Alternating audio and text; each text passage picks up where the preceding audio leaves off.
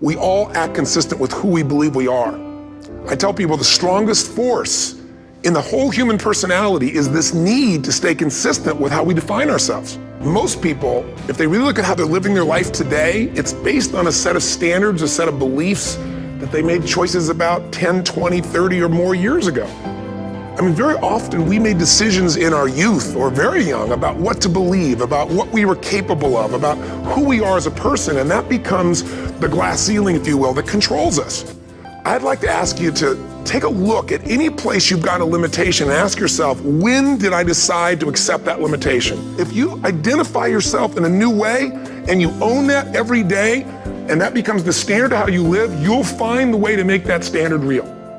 Money's the same way. Think about it, it doesn't matter what's happening, quote unquote, in the marketplace.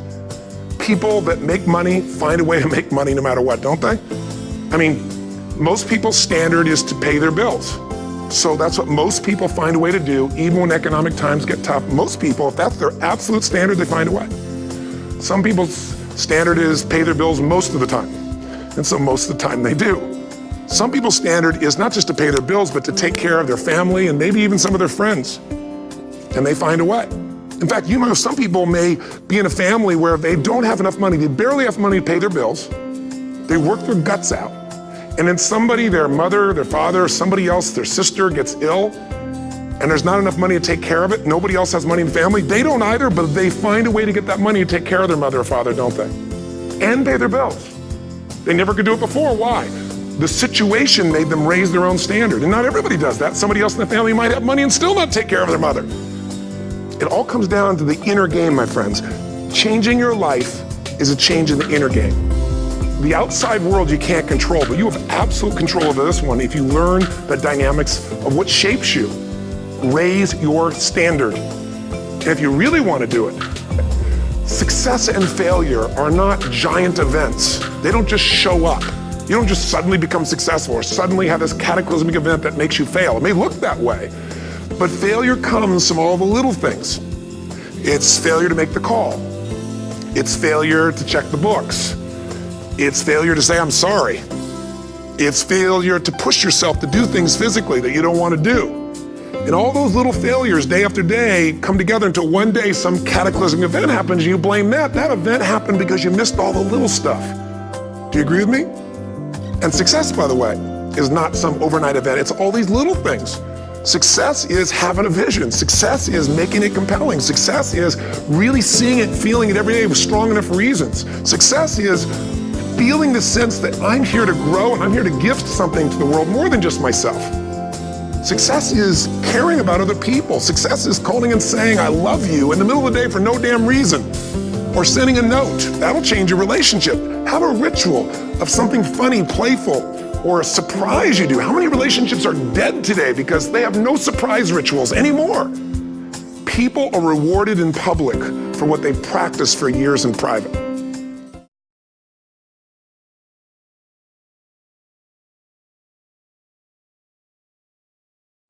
"99% of people are not willing to do what it takes to make their dreams come true." The center of bringing any dream into fruition is self-discipline.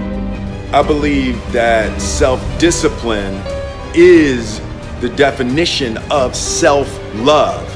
That when you say that you love yourself, that means that you have behavior towards yourself that is loving. Self-discipline is the center of all material success. You cannot win the war against the world if you can't win the war against your own mind. I want my life, I want my work, my family, I want it to mean something. And it's like, it has, if you are not making someone else's life better, then you're wasting your time. The definition of who I am is very clear to me, and it also redefines who I want to be, in that I know for a fact that I'm stronger than I thought I was. You know, you can't help but ask yourself the question, what would I do if I was in Muhammad Ali's shoes? Why were you scared in your bed the night before? What do you need that fear for? Just don't go. There's actually no reason to be scared. It only just ruins your day.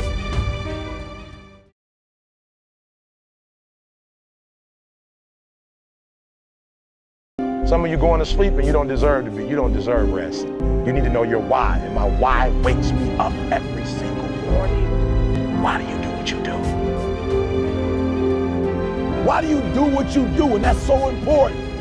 My why is every single day when I wake up, every minute of the day, every hour of the day, I have an opportunity. I'll do whatever it takes to make that dream become a reality. And just say, the only way you're gonna be successful is you gotta discipline yourself. I realize what makes people different is the energy level that they have, and the energy level is because of what's driving them. So that's why I'm saying, like, yo, what's pushing you? What's driving you? What's driving you?